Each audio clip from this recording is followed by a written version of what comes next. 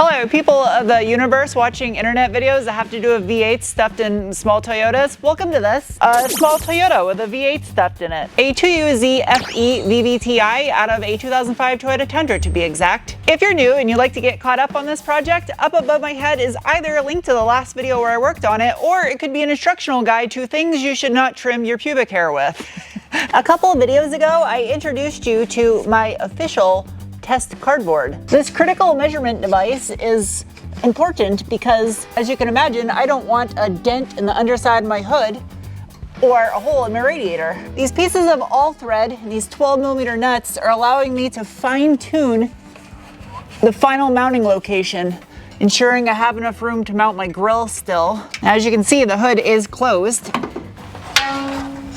That is a cardboard width away from the pulley. The seam on this side by this pulley, oh, that's like 3 cardboards. That's luxury. And a cardboard width away from the hood in the front of the radiator cap. Should just barely be able to get my grill on. In my massive pile of car parts here, there it is. I have, looks like the end of an automotive cigarette lighter. I got an idea. She tastes like cigarettes, Lieutenant Dan. As you can imagine, with this being the most critical challenge of stuffing a V8 into this car, I have to get this right because it could cause for a lot of future problems if I don't. That's probably that's the power move. Strip in the front, strip in the back. Okay, don't mind the slight mess. I work for a living. There. I mean, it's no silver Sharpie, but it made a mark. Right about there. If only when you started doing something that you could realize in the future that you did it for nothing. This is paint. In theory, I should be able to wedge these thinner strips between the core support and the inside of the radiator. This side over here. No, because the tab's gotta come through. How am I gonna do this? So put thicker ones over here. The part that's actually critical is ensuring that the fans in the shroud themselves are airtight and sealed to the radiator so it creates a good suction to pull the air through. Despite my best efforts, there's no way to do what I wanted to do with that rubber. That was probably not the best thing to say, but what I can do is what I can do. So, cardboard time. I got 2 spots where I can attach a bracket. Inside this box, best thing to do is to draw cardboard. Okay.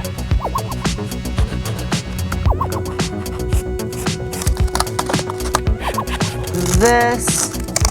Okay. How do I make a reverse image of this?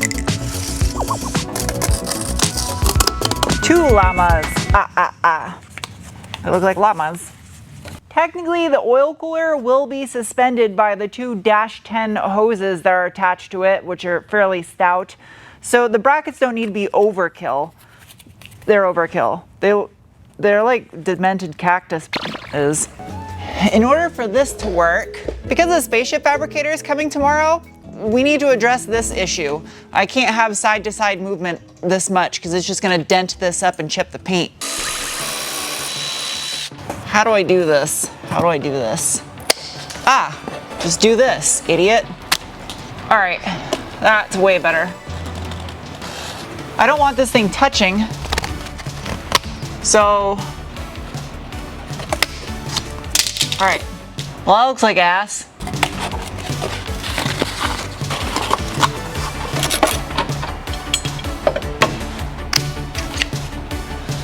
After about an hour of messing around, this is the final shape. I got a packed house full of vehicles to review this week, so luckily both of them are big enough to haul stuff in. And finally, an Audi. Dave's internal mathing. Yeah. What is that? That'd be... That's a tape measure. 7/16. Dave's internal monologue. Go. Go. The original fan shroud, I actually cut out the inner circles with my nibbler and it came out amazing. But while I'm here and there's a plasma table at my disposal, I might as well use it because it's going to make my life easier in the long run. Also, on a side note, this man is absolutely fearless because I'm pretty sure that thing would take a finger off and he doesn't even flinch. There may be a lot right there, but I don't think you need to worry about it. Okay. I don't know if I got the angle bent right, but what I mean by the angle is this. I gotta bend it out that way so the rubber bushing will fit, but that'll do. Now, as far as the oil cooler brackets, my brain capabilities come in waves, and especially when it comes to math. They're small waves, you can't surf them, only boogie board. I have an idea. If I notch this, it'll fit around that guy right there and kind of lock it. There's still something about this design that I just quite don't like, and I'm gonna have to mull on it a bit. Shrouded in secrecy for years, the stealth bomber will soon be introduced to the public. So the following day, whilst I am cleaning things up on this, the spaceship fabricator is here doing the intake.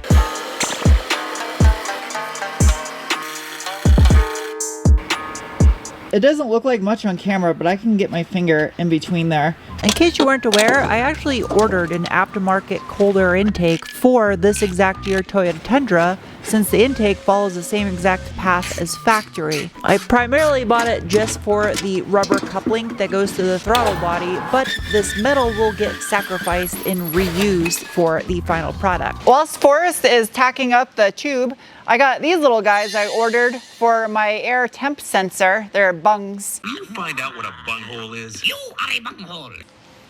I don't like that word. Yeah, there. I don't want to push too hard and end up squishing this pipe. It's really thin. Back by popular demand, the spaceship fabricator, aka Forrest, who is a former spaceship fabricator and also was in One Gun Midnight, apparently. Anyway, he is back to do the intake tube because he is a spaceship fabricator, and it would take me half a lifetime to even get a quarter as good at welding as this man is. And while you would think it would just be as straightforward as slightly modifying a Tundra intake, there was a little bit more to this puzzle that neither of us really were expecting to happen. Yeah, we got plenty of room. Yeah, it clears everywhere.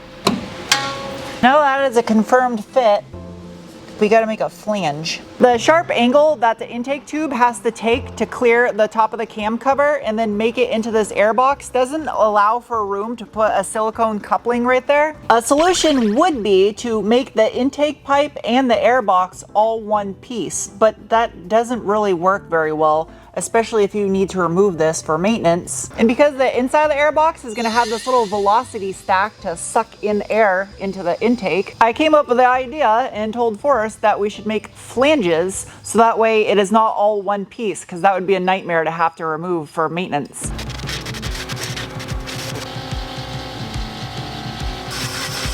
Oh, think it through. Yep. So, fresh off the press, yeah, so those will be attached and then you can remove it from the airbox. One probably like right there. Loud noises. Okay. I don't know if I'm yelling because I got my hearing protection on. You are. I am? Yeah. 2 notches, Turkish. Ugh. You want this perfectly transferred so the holes line up. I'm a hole in a box. No? Not an Alice in Chains fan? Yes. Box holes are done. Velocity stack goes in that way, so nuts go in, yeah, this way. Oh my god, that's about as tight as I can get that. Oh my god. Unfortunately, the cold air intake that I bought for a Toyota Tundra was made in elsewhere and has inferior aluminium, whereas the piece that Forrest brought is made in USA. So melting the two pieces together isn't exact the way it should be. What do you think it is? Do they have like higher nickel content in theirs or something, or? I have no clue. I don't know. It's just weird because when I strike the arc, you know, this one will pull up and be mercury color. You know, then this side just sits there. And then I bring the heat over here. It's probably not pure. It's probably like melted cans. Well, you know, after we had to scrub all the coating off of it, so I'm not really sure. It just, yeah. I mean, it's gonna look okay, but it just, I would love for it to just work nicer.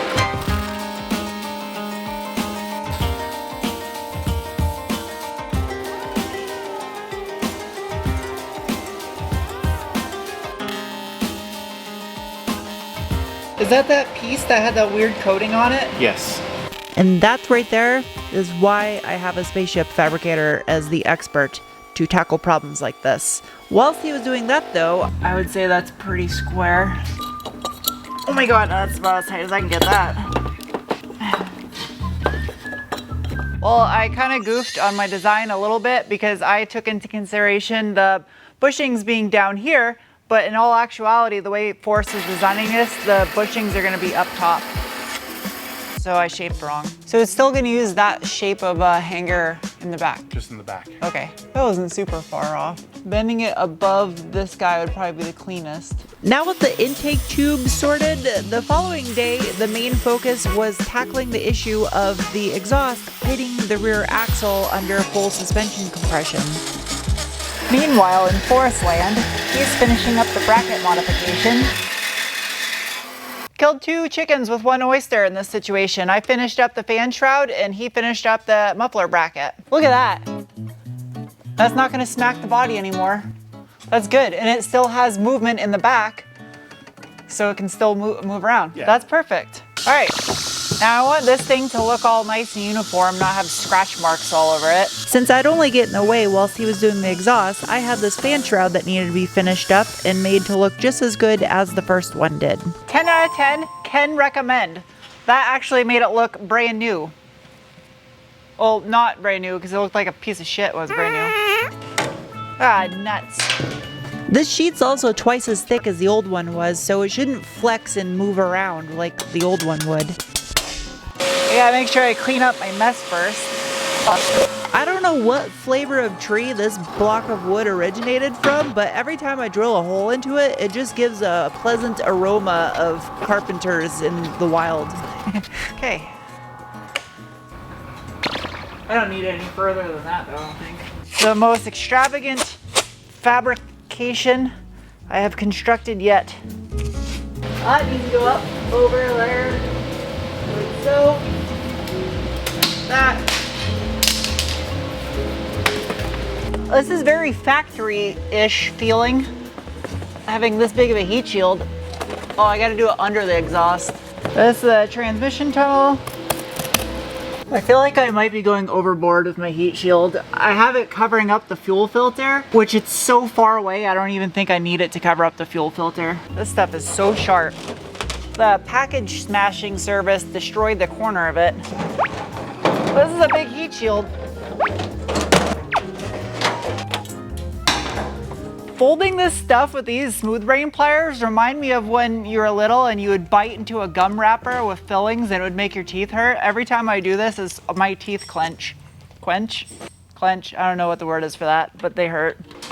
I think that's gonna work beautifully. Absolutely beautifully. Yep, I'd say that's pretty good there, Saint Exhausto. All right.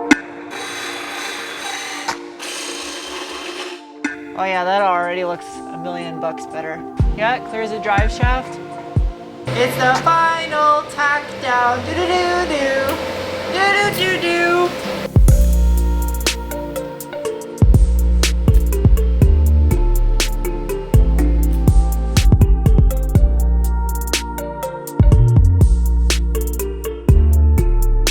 It's the following day, and da-da-da!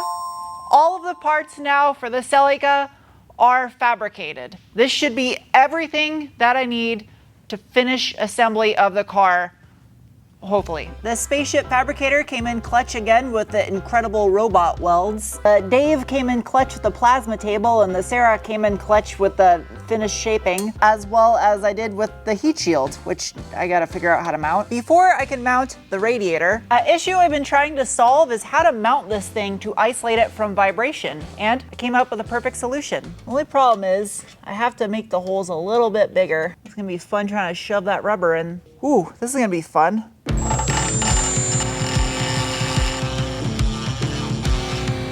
I don't want to tear the rubber. Then I'll have a bunch of little radiators all over the place.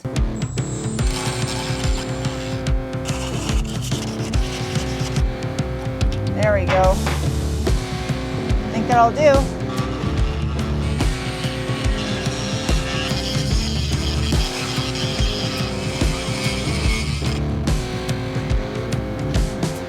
Okay. I haven't test fit this, and I already put the fans on it, so I don't want to even cross my fingers because that might be jinxing it. The only thing that might not fit is I made the tabs on the side for mounting a little bit bigger, knowing that I could always trim them, just because I wanted some more meat on them. A magnet, the perfect solution to putting my spacers in. So I'm gonna drop it down inside there, and then thread the rod into it. Should be able to pull the magnet out. Yep. I'm gonna use a nut after the spacer, so that way if you ever do maintenance on this thing, it makes it so hard where it doesn't fall over the place. I didn't film it, but that took like 30 minutes to get those adjusted and get it all aligned inside there. And I forgot to put the foam backing on the back of the shroud. Look at that, magic. I made it so it's semi-easy to work on. Maybe it's not a bad thing, because I get to get rid of my fingerprints everywhere. Brought to you by Stay Glassy. That's about as close as I get to advertise, even though that's my own product. I don't want to shove it down your face. This stuff's perfect. It's nice and sticky. This is some really thick stuff. Might be a little overkill. Yeah. Yeah, it's got some good squish to it. Now let's do this without tearing it. This is the not fun part about working on this car, is gonna be this area. But try to make it as easy as possible. I would call that foam a massive success. That is perfect. It's sandwiched in there so no air can bypass. You can see the distance I have from the pulley to the back of the fan motor. It's maybe like 3 or 4 millimeter. Same thing over here if the other fan motor and the idler pulley is a couple millimeter distance. But now I gotta seal this up with foam because I don't want any air leaking past there. And if I really wanted to get picky, I could put some foam inside that gap too. It's about a millimeter or so. The upside is I have a ton of room up here, so I can actually tilt the radiator a little bit further forward and gain some more clearance by the engine. Jeez, it is so windy out there. Anyway, for those of you that watch other automotive YouTube channels, you probably know who Rob Ferretti is. He's been making car videos since before YouTube even existed. But he started a company making luggages, and I sent him some Robo-Bubble in exchange for a suitcase. It's kind of, I like how that works, commerce. I trade you product, you trade me product. I don't exactly travel very much, but when I do, I hate it when I have to put my dirty clothes next to my clean clothes. And I usually bring a trash bag for that reason, because I don't want to smell like my foot. Yeah, so he said it's got like this bladder thing. That's neat. So this is the bladder membrane that separates your clean clothes from your dirty clothes. And it can change as you move your clothes and grow more dirty than clean. So if I open it in the middle, the flip side. That's why it's called the flip side. So you can flip it and then you can have your dirty on one side, your clean on the other side. This isn't a commercial or anything. I'm not making any money off that. I'm just showing the suitcase because Rob's a nice guy. And that's a pretty smart idea for a stupid problem to have, so you don't have to smell like a foot when you're on a business trip. So I look forward to using that. Thank you, Rob. Anyway, hope you guys enjoyed this video. I'll see you soon with another. Bye.